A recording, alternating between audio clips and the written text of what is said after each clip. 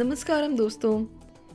इस बार हम आपको लेके जा रहे हैं ईशा फाउंडेशन कोयम्बटूर में, जहाँ पे आप शिव जी की विशाल मूर्ति के दर्शन कर सकते हैं, लाइट एंड साउंड शो देख सकते हैं। इवन आप ईशा फाउंडेशन के कॉटेज में वहाँ रह भी सकते हैं। तो ये सारी चीज़ें मैं इस वीडियो में कवर करूँगी, सो एंड तक ज़रूर देखिए। हम निकले थे बैंगलोर से कोयम्बटूर के लिए सैटरडे को। हम कोयम्बटूर ट्रेन से गए थे। ये ट्रेन का नाम है एर्नाकुलम एक्सप्रेस, जो कि बैंगलोर से सुबह 6 साढ़े 6 बजे चलती है और कोयम्बटूर 1 बजे पहुंचा देती है। कोयम्बटूर स्टेशन पहुंच के हमने लंच किया और फिर तुरंत ही कैब करके हम ईशा फाउंडेशन के लिए निकल गए। कैब के हमको 1000 रुपीज़ लगे। ये बात का ज़रूर ध्यान रखिए कि यहाँ पे 2 गेट्स है। अगर आपका स्टे नहीं है और सिर्फ अगर आप घूमने आए हो तो फर्स्ट गेट से एंट्री है, और इन केस आपका स्टे है तो आपको 3 किलोमीटर्स आगे जाना पड़ता है, जहाँ पे कि कॉटेजेस एंट्री का गेट है, जो कि ये ऐसा दिखता है। सो अगर आपकी कॉटेज में बुकिंग है तो आपको यहाँ से एंट्री लेनी है। कॉटेज की बुकिंग करने के लिए आपको cottage.isha.in पे लॉगिन करना पड़ता है और आप अपना चेक इन चेकआउट टाइम और डेट सेलेक्ट कर सकते हैं। जो अवेलेबिलिटी के हिसाब से वो सारे दिखा देगा कि उस डेट के लिए कौन से रूम्स अवेलेबल हैं। तो डिपेंडिंग ऑन आप कितने मेंबर्स हो आप चूज़ कर सकते हो। हम लोग 4 मेंबर्स थे, इसलिए हमने नदी फैमिली कॉटेज चूज़ किया था। जैसे ही आप उसको बुक करेंगे आपको एक कन्फर्मेशन ईमेल आएगा, जिसको कि आपको क्लिक करके कंफर्म करना होता है और आधार और फोटोज़ अपलोड करने होते हैं उस लिंक पे। इसका पेमेंट जो है ऑन अराइवल होता है और आप कैश और कार्ड में पे कर सकते हैं। इसमें ब्रंच और डिनर प्रसादम इंक्लूडेड रहता है। जितना हो सके पहले बुकिंग करा लीजिए, क्योंकि on the spot booking possible नहीं होती है मोस्टली। जैसे आप ईशा फाउंडेशन में एंटर करेंगे, सबसे पहले आपको चेक इन काउंटर्स पे जाना है, जहाँ पे आपका चेक इन होगा। आपको रूम नंबर अलॉट किया जाएगा और आपके हाथ में एक रिस्ट बैंड बांधा जाएगा, जो कि आपको पूरे स्टे में पहन के रखना है। हमें रूम असाइन हो गया था, उसके बाद हम अपने रूम की तरफ जा रहे हैं। हमने 4 ऑक्यूपेंसी रूम बुक किया था और काफ़ी बड़ा रूम है और इसमें 3 बाथरूम्स है और 4 अलग अलग कॉट दे के रखे हैं। सो काफ़ी कन्वीनियंट हमारा स्टे रहा इधर। सिंस ये एक होटल नहीं है, कॉटेज है, इसलिए आपको सोप्स और शैम्पू या जो भी टॉवल्स वगैरह वो नहीं मिलते हैं। सो वो आपको लेके आना है। हम 3:30-4 बजे तक रूम में आए थे दोपहर में।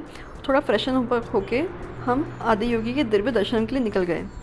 अगर आपका स्टे नहीं है, अगर आप बाहर से आ रहे हैं, तो आपको यहाँ पे जो है लगेज अपना रखना होता है। अंदर कुछ भी बैग्स वगैरह अलाउड नहीं है। जो भी लोग कॉटेज में रहते हैं उनके लिए ये रिस्ट्रिक्शंस नहीं होते हैं। यहाँ से आदि योगी स्टैचू तक जाने का रास्ता थोड़ा लंबा है, तो यहाँ पे बुलेट कार्ट्स चलती है। आप वो बुलेट कार्ट की सर्विस अवेल कर सकते हैं। 10 रुपये उसका टिकट रहता है। तो अभी हम इस बुलेट कार्ट में आदि योगी स्टैचू तक जाएंगे। यहाँ पे काफ़ी सारे ईटरीज भी रहती है बाहर, तो खाने पीने का कोई इशू नहीं होता है। हमको आराम से कुछ स्नैक्स वगैरह मिल जाता है। बुलेट कार्ट पे ऐसे बैठ के जाना अपने आप में एक अलग एक्सपीरियंस है। सो फाइनली हम पहुँच गए शिव जी के भव्य दर्शनम करने के लिए। आदि योगी स्टैचू देख के काफ़ी पीस महसूस होता है। अगर आप नोटिस करें तो आदि योगी की हल्की सी आँख खुली हुई है, जो कि मेडिटेशन का सही तरीका बताया गया है। यहाँ पे आप फोटोग्राफी वगैरह कर सकते हैं। बाकी सब कैंपस में फ़ोटोग्राफी अलाउड नहीं है, लेकिन यहाँ पे अलाउड है, तो यहाँ पे आप आराम से फ़ोटोज़ ले सकते हैं। इवनिंग में 7 बजे आरती शुरू होती है, जो कि 7:20 तक चलती है, और 7:20 से 7:40 तक लाइट एंड साउंड शो चलता है। That is the laser show, जिसको दिव्य दर्शनम भी कहा जाता है, वो रहता है।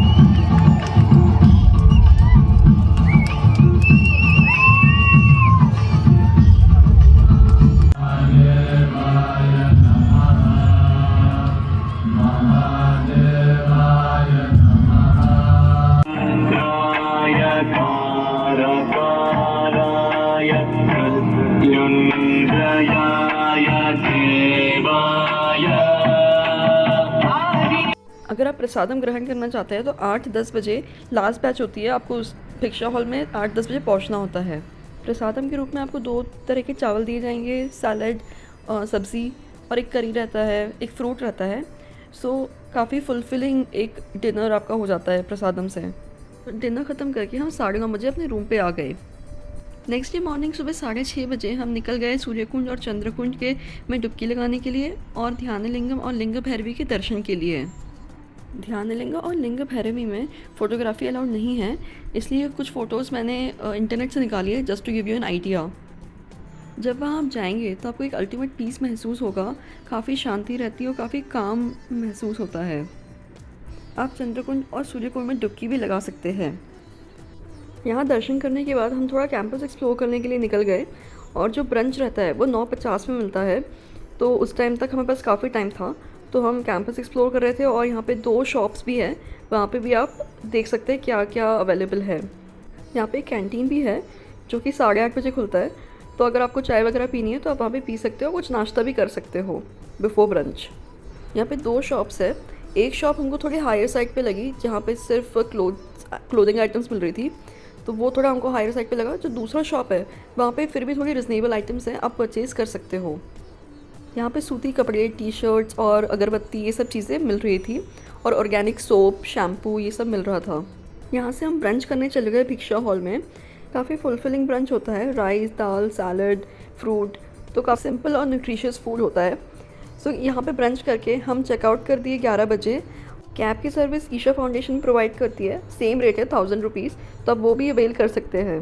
बस फिर हम यहाँ से विदा लेके निकल गए कोयम्बटूर स्टेशन के लिए, जहाँ से हमारी ट्रेन थी बैंगलोर के लिए 1 बजे। ट्रेन हमने की थी उसका नाम है SBC इंटरसिटी, जो कि कोयम्बटूर से 1 बजे चलती है और बैंगलोर 7 बजे तक पहुँचा देती है। ओवरऑल हमारा ईशा फाउंडेशन में स्टे और विज़िट का एक्सपीरियंस बहुत ही अच्छा रहा। अगर आप भी यहाँ आना प्लान कर रहे हैं तो कोशिश कीजिए कि आप स्टे जो है ईशा फाउंडेशन में ही लीजिए, तभी आपका एक्सपीरियंस फुलफिलिंग हो पाएगा। Thanks for watching this video, and please do subscribe. If you have any questions, you can ask in the comment section.